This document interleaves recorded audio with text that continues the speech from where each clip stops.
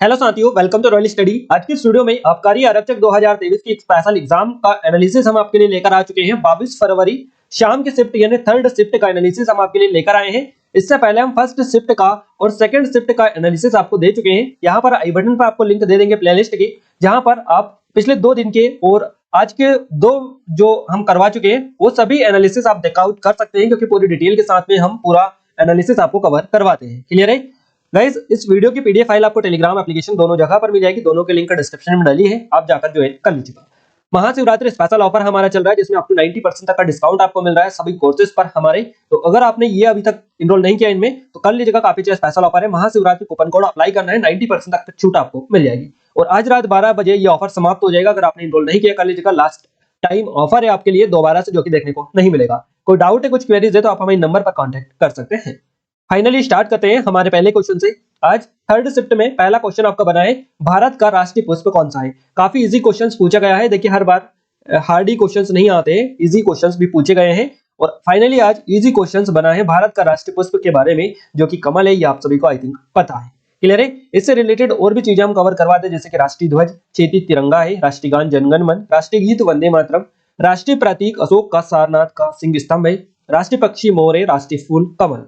Clear है? तो आप इसीलिए हमने रिवीजन के लिए एक वीडियो ये डिटेल डाली है, ताकि आप आगे से क्वेश्चन बने तो आपको पहले से रिकॉल रहे चीजें। क्लियर है? अगला क्वेश्चन बना है, किरण स्कीम का पूरा नाम क्या है। अब ये किरण स्कीम की जगह योजना भी हो सकता है या कोई और भी हो सकता है, बट हमने थोड़ी सी रिसर्च की तो हमें पता चला कि किरण का जो फुल फॉर्म होता है ये होता है knowledge involvement and in research advancement through nurturing. देखिए, ये जो है किरण का फुल फॉर्म है, और ये आप नोट डाउन करिएगा, क्योंकि यही आपको आई थिंक पूछा होगा एग्जाम में। अब क्या था ये एग्जैक्ट यही होगा, आप कमेंट में बता दीजिएगा। क्लियर है? थर्ड क्वेश्चन बना है, दूसरी पंचवर्षीय योजना किस मॉडल पर आधारित है। दूसरी पंचवर्षीय जो योजना है ये महालनोबिस मॉडल जो है इस पर आधारित है। क्लियर है? भारत की दूसरी पंचवर्षीय योजना महालनोबिस मॉडल पर आधारित थी, ये आप याद रखिएगा। इसके अलावा आगे एक और क्वेश्चन बना है पंचवर्षीय योजना से, उसमें पूरी डिटेल हमने डाल दी है योजना से रिलेटेड। आप पूरा वीडियो देखें, आपको काफी ज्यादा इंफॉर्मेशन यहाँ पर मिलने वाली है। अगला क्वेश्चन बना है कि वर्तमान मुख्य न्यायाधीश जस्टिस धनंजय यशवंत चंद्रचूड़ कौन से नंबर के हैं। ये कौन से नंबर के मुख्य न्यायाधीश है, चीफ जस्टिस है। तो 50वें नंबर के हैं, याद रखिएगा 50वें नंबर के हैं। इनका नाम याद रखिएगा, जस्टिस धनंजय यशवंत चंद्रचूड़ इनका नाम है। क्लियर है? अगला क्वेश्चन बना है, किसी आयोग के उपाध्यक्ष से रिलेटेड एक क्वेश्चन बना था कि कोई आयोग दे रखा था, उसके उपाध्यक्ष का नाम पूछा था। तो इस तरह से एक क्वेश्चन बना था। अब ये एग्जैक्ट क्वेश्चन नहीं मिल पाया है, इतना ही हमें क्वेश्चन मिला था। क्लियर है गाइस? हम जितने भी क्वेश्चंस मिल पाते हैं बिल्कुल 1 to 1 बात करके ही लेते हैं। कुछ एक ऐसा क्वेश्चंस भी नहीं रहता है जो कि हम बिना इससे लेते हैं। तो आप बिल्कुल भी टेंशन मत लिया करें, क्योंकि पूरे जो है एग्जैक्ट लेते हैं हम क्वेश्चंस। हो सकता है थोड़ा बहुत पैटर्न चेंज हो जाए उस क्वेश्चंस का, है ना, बाकी क्वेश्चंस वही रहते हैं, टॉपिक पूरा वही रहता है। क्लियर है? अगला क्वेश्चन बना है, काकाडू काकाडू युद्ध अभ्यास किसके बीच में होता है। तो काकाडू जो युद्ध अभ्यास है, कुकुडू आई थिंक होगा, कुकुडू होगा या काकाडू होगा। क्लियर है? तो काकाडू ये हमें मिला है, हमने रिसर्च की तो काकाडू रिलेटेड है इससे। तो ये जो युद्ध अभ्यास होता है ये बहुराष्ट्रीय नौसैनिक अभ्यास है ना, बहुराष्ट्रीय होता है ये, नौसैनिक अभ्यास है ये काकाडू युद्ध अभ्यास। बेसिकली सैन्य अभ्यास भी इसको बोला जाता है। इसके अलावा और भी युद्ध अभ्यास हमने रख दिए, ताकि आपका, देखिए कल भी आपसे पूछा गया था, है ना, कल भी आपसे पूछा गया था, उसमें भी हमने ये वाला आपको कवर करवाया था।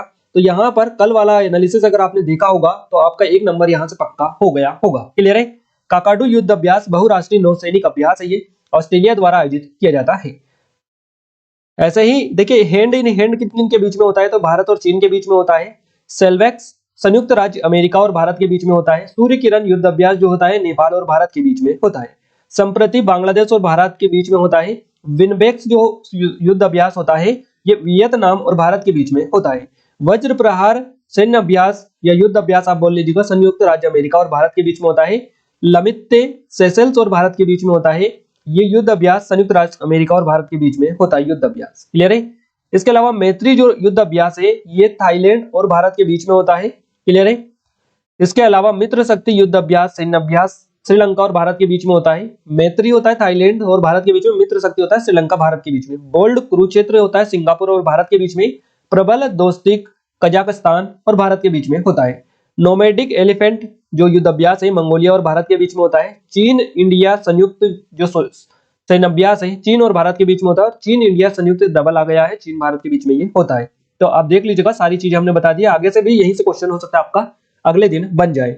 इसीलिए हम आपको बताते हैं कि ये जो डिटेल एक्स्ट्रा हम आपको दे रहे हैं, ये कोई हमें मजे नहीं आ रहे देने में, और हमारा इससे काफी ज्यादा रिसर्च करनी रहती है, हमको सारी डिटेल निकालने में काफी ज्यादा टाइम वेस्ट होता है और काफी ज्यादा मशक्कत करनी पड़ती है। तो हम ये सब आपके लिए कर रहे हैं ताकि आपका अगर आगे आने वाले किसी दिन एग्जाम है तो आपको 1-2 नंबर की 2-4 जितने भी क्वेश्चंस एक्स्ट्रा पूछे जाएं यहाँ से रिलेटेड, वो पूरी हेल्प आपको मिल पाए। तो हम जितना भी कर रहे हैं वो आप सभी के लिए ही, हेल्प के लिए ही कर रहे हैं। आप हमें सपोर्ट जरूर से किया करें ताकि हम आपके लिए और बेस्ट से बेस्ट कंटेंट आपको दे सके। देखिए अगला क्वेश्चन बना है भीमराव अंबेडकर जी से, कि भीमराव अंबेडकर से मूल अधिकार किसने दिया। इस तरह से एक क्वेश्चन पूछा था उनसे रिलेटेड। क्या एग्जैक्ट क्वेश्चन था ये तो नहीं मिल पाया है, बट उनसे रिलेटेड डिटेल हमने डाल दी है ताकि आपका क्वेश्चन बने, आप कवर कर पाए। डॉक्टर अंबेडकर ने इन मौलिक अधिकारों के बारे में कहा कि उनके उद्देश्य दोगुने हैं। क्लियर है, मौलिक अधिकार के बारे में ये कहा था इन्होंने कि उनके उद्देश्य दोगुने हैं। पहला उद्देश्य यह है कि प्रत्येक नागरिक को उन अधिकारों का दावा करने की स्थिति में होना चाहिए, और दूसरा ये अधिकार हर उस प्राधिकरण के लिए बाध्यकारी होना चाहिए जिसे कानून बनाने की शक्ति प्राप्त है। क्लियर है, तो मौलिक अधिकार को अक्सर भारतीय संविधान की अंतरात्मा कहा जाता है। नोट डाउन करिएगा। अगला क्वेश्चन बना है महात्मा गांधी ने पहली बार या प्रथम बार सत्याग्रह शब्द का प्रयोग कब किया था। तो महात्मा गांधी ने पहली बार सत्याग्रह शब्द का जो प्रयोग किया था 11 सितंबर को किया था 1906 में। महात्मा गांधी ने 11 सितंबर 1906 को सत्याग्रह शब्द का पहली बार इस्तेमाल किया था। इस तरह से क्वेश्चन बना है तो ये आपका सही जवाब रहेगा। और एक और फॉर्मेट में क्वेश्चन बनता है ये वाला कि महात्मा गांधी ने अपना पहला सत्याग्रह कब जो है शुरू किया था। तो महात्मा गांधी ने अपना पहला जो सत्याग्रह है 1917 ईस्वी में बिहार के चंपारण जिले से शुरू किया था। दोनों क्वेश्चंस आपको बता दिए हैं। महात्मा गांधी के नेतृत्व में पहला सत्याग्रह आंदोलन चंपारण सत्याग्रह था, और इसकी शुरुआत 1917 में बिहार के चंपारण जिले से हुई थी। और ये जो सत्याग्रह है ब्रिटिश नील नीति के विरुद्ध विद्रोह था। किसानों को नील की फसल उगाने और कम कीमत पर बेचने के लिए मजबूर होना पड़ा। सत्याग्रह शब्द का प्रयोग पहली बार रोलेक एक्ट विरोधी आंदोलन में गांधी जी के द्वारा किया गया था। अगला क्वेश्चन जो कि पूछा गया है, मांग में कमी और आपूर्ति में वृद्धि का संतुलन मूल्य पर क्या प्रभाव पड़ेगा। इस तरह से क्वेश्चन पूछा गया आपका ये वाला। और यहाँ पर आपको बता दें हम इकोनॉमिक्स से काफी एडवांस क्वेश्चंस आ रहे हैं। एडवांस ही हम कहेंगे क्योंकि ये क्वेश्चंस हर कोई नहीं पढ़ता है ना, और काफी ज्यादा क्वेश्चंस आपके इकोनॉमिक्स से आ रहे हैं। तो इस तरह के क्वेश्चंस बन रहे हैं। मांग में कमी और आपूर्ति में वृद्धि का संतुलन मूल्य पर क्या प्रभाव पड़ेगा। तो मूल्य संतुलन में कमी आएगी। क्लियर है, मांग में कमी और आपूर्ति में वृद्धि से संतुलन मूल्य में कमी आएगी। क्लियर है, संतुलन कोई परिवर्तन की स्थिति नहीं है, और स्पष्ट रूप से संतुलन मूल्य पर खरीदार और विक्रेता दोनों के बिना किसी परिवर्तन की स्थिति में होते हैं। तकनीकी रूप से संतुलन मूल्य पर खरीदारों द्वारा मांग की गई मात्रा विक्रेताओं द्वारा आपूर्ति की गई मात्रा के बराबर होती है, और संतुलन मूल्य मांग और आपूर्ति के बाजार वालों द्वारा एक आदर्श प्रतिस्पर्धी बाजार में निर्धारित जो है की जाती है। बाजार की मांग बाजार में सभी खरीदारों द्वारा वस्तु की मांग का कुल योग है, जबकि बाजार की आपूर्ति बाजार में सभी कंपनियों द्वारा एक वस्तु की आपूर्ति का कुल योग होता है। आप देख लीजिएगा एक नजर, इसको मैं पीडीएफ डाल दूंगा, वहां पर भी आप चेकआउट कर लीजिएगा। अदरवाइज यहाँ पर भी स्क्रीनशॉट ले लो तो आपको रिवीजन हो जाएगा आपका। क्लियर है, अगला जो क्वेश्चन बना है आपका, ये बना है अकबर की दूसरी राजधानी कौन सी थी। अकबर की दूसरी राजधानी फतेहपुर सीकरी थी। देखिए चित्तौड़गढ़ और रणथंभौर पर अपनी सैन्य जीत के बाद में अकबर ने सूफी संत सलीम चिश्ती थे, आप सभी जानते हैं आई थिंक इनको, तो इनको सम्मानित करने के लिए अपनी जो राजधानी है आगरा प्रथम से इन्होंने एक नए स्थान पर स्थानांतरित करने का फैसला लिया था। तो ये स्थान फतेहपुर सीकरी था। क्लियर है, प्रथम राजधानी कहाँ थी, अगर ये क्वेश्चन बने आपसे अकबर की प्रथम राजधानी तो ये आगरा थी, और दूसरी राजधानी फतेहपुर सीकरी थी। और ये पूरी डिटेल बता दी है हमने किस लिए इन्होंने स्थानांतरित करने का फैसला लिया था। उन्होंने शहर का नाम फतेहाबाद रखा, जिसे बाद में फतेहपुर सीकरी कहा गया। तो ये दूसरी राजधानी थी। फतेहपुर सीकरी उत्तर भारत में उत्तर प्रदेश राज्य के आगरा जिले में स्थित है फतेहपुर सीकरी। और इसके अलावा अकबर से रिलेटेड क्वेश्चंस कल से लगातार बन रहे हैं, मुगल काल से रिलेटेड, तो हम अकबर को फाइनली आज कंप्लीट कर लेते हैं। अकबर के महत्वपूर्ण जो कार्य है उनको हम एक नजर देख लेते हैं। देखिए यहाँ पर 1562 में दास्ता को समाप्त किया अकबर ने। क्लियर है, इसके अलावा 1562 में अपनी पालक महान अनागा के नेतृत्व में हरेम पार्टी के नियंत्रण से मुक्त किया। 1563 में तीर्थ यात्रा कर को रद्द कर दिया अकबर ने। 1564 में जजिया कर समाप्त कर दिया।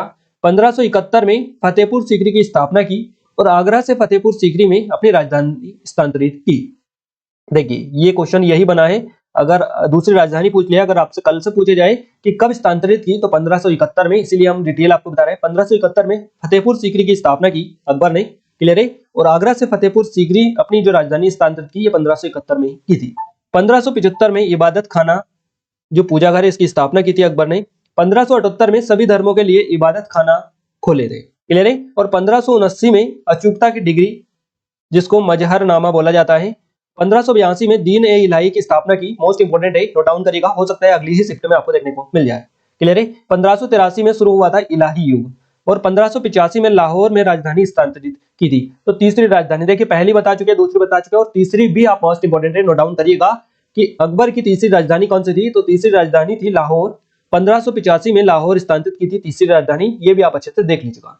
और एक और क्वेश्चन बना है आज ही आपका अकबर से रिलेटेड कि अकबर का जन्म कब हुआ है, ये क्वेश्चन था, या फिर ये क्वेश्चन था अकबर का राज्याभिषेक कहाँ हुआ था। दोनों में से एक क्वेश्चन था, मुझे लगता है कि ये होगा अकबर का राज्याभिषेक कहाँ हुआ था। दोनों के जवाब आपको दे देंगे, कोई टेंशन नहीं है।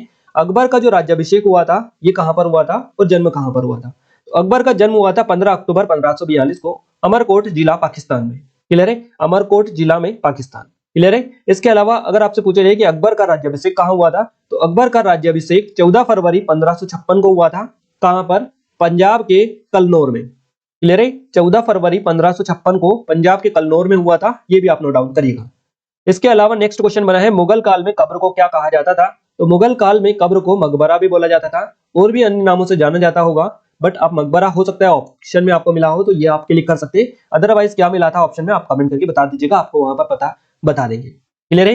तो मुगल काल में कब्र को मेरे हिसाब से मकबरा भी बोला जाता था और भी बोला जाता होगा, आप कमेंट करके बताइएगा अगर आपको पता है तो, क्लियर है। अगला क्वेश्चन बना है 19 नवंबर 2022 को कौन सा स्थापना दिवस मनाया गया। तो 19 नवंबर 2022 को इग्नू का 37वां स्थापना दिवस मनाया गया, क्लियर है।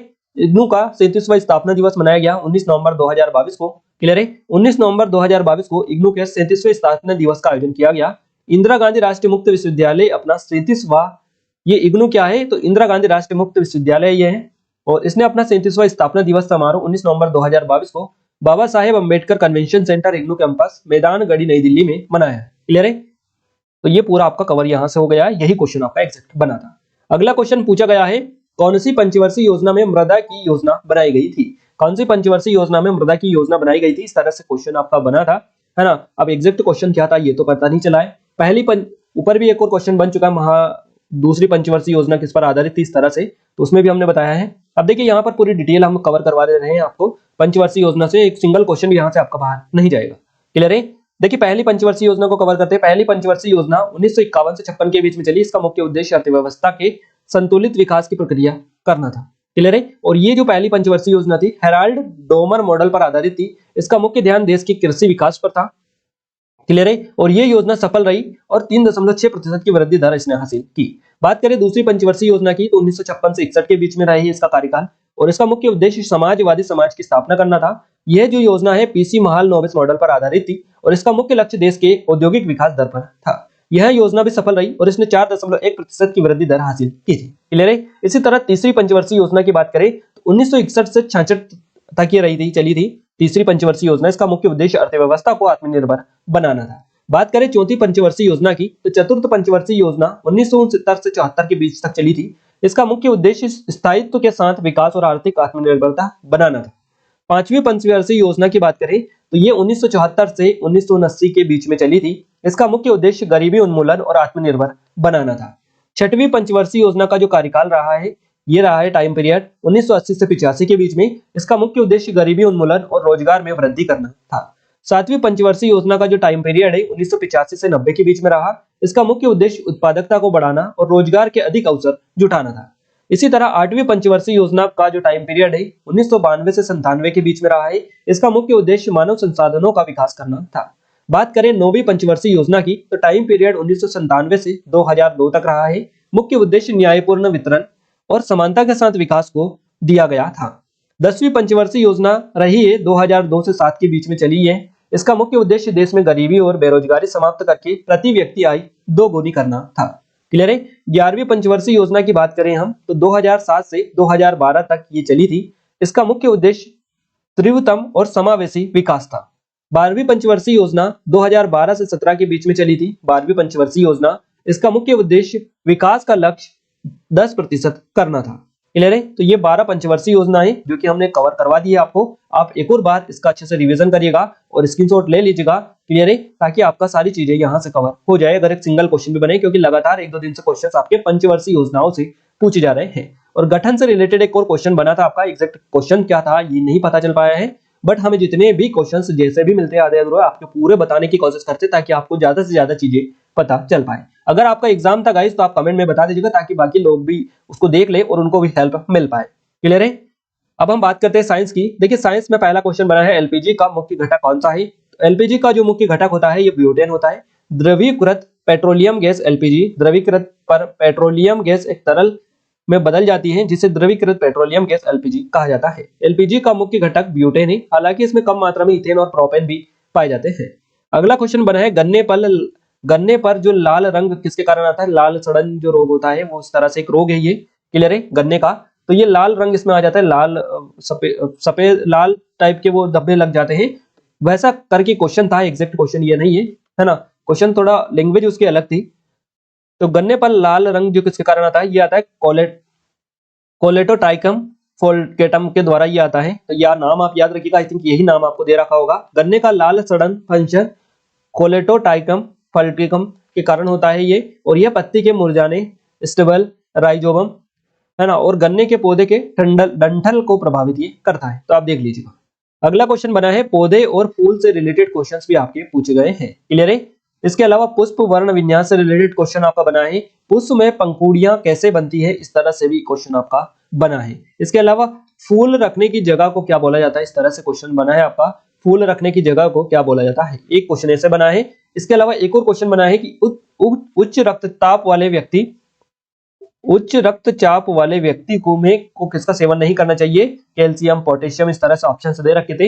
एक ये क्वेश्चन बना है। इसके अलावा पुष्प उत्पादन पौधे कैसे बनते हैं, इस तरह से एक क्वेश्चन आपका बना था। क्लियर है। एटीपी में कितने अणु होते हैं, एक क्वेश्चन ये बना था, एटीपी में कितने अणु होते हैं। इसी तरह एक और क्वेश्चन पूछा गया था पेंसिल में किसका उपयोग होता है। तो गाइस पेंसिल में ग्रेफाइट का उपयोग होता है, पेंसिल में ग्रेफाइट का उपयोग किया जाता है। तो ये आपके साइंस के क्वेश्चन थे। साइंस के भी सभी टॉपिक लगभग हमें मिल चुके हैं कि कहां से क्वेश्चन आ रहे हैं, है ना। करीबन 10-12 क्वेश्चन हमें मिल चुके हैं। साइंस के टॉपिक भी पता चला है हमें, और सारी चीजें पता चली किस तरह से क्वेश्चन आपके बन रहे हैं। अब हम बात करते हैं मैथ्स की। तो गाइस मैथ्स में जो क्वेश्चंस बन रहे हैं SICI से आया है, माध्यमिका से क्वेश्चंस लगातार आ रहे हैं, माध्यमिका बहुलक से, 2D से क्वेश्चंस, लाभ हानि प्रायिकता 5% और भी टॉपिक से क्वेश्चंस बन रहे हैं, आप देख लीजिएगा। रीजनिंग में seating arrangement, coding decoding 5-6 number का, blood relation, missing number, ranking, calendar, clock घड़ी। तो ये जो ऐसे टॉपिक है इनसे लगातार क्वेश्चंस बन रहे हैं, है ना। और भी टॉपिक से आपके क्वेश्चंस बन रहे हैं, बट आप इनको अच्छे से कवर कर लीजिएगा। क्लियर है। अगर आपने एग्जाम दिया था, आपको क्वेश्चंस पते हैं, तो आप कमेंट में कमेंट करके जरूर से बता दीजिएगा। इस वीडियो की पीडीएफ फाइल कहां पर मिलेगी, एप्लीकेशन को डाउनलोड कर लीजिएगा, टेलीग्राम को भी ज्वाइन कर लीजिएगा, वहां पर आपको दे देंगे। अपने दोस्तों के साथ ज्यादा शेयर करें ताकि हमें सपोर्ट मिले, मोटिवेशन मिले। चैनल पर पहली बार विजिट किया तो चैनल को सब्सक्राइब जरूर कर लीजिएगा ताकि लगातार ऐसी ही वीडियोस आपको सबसे पहले मिलते रहें।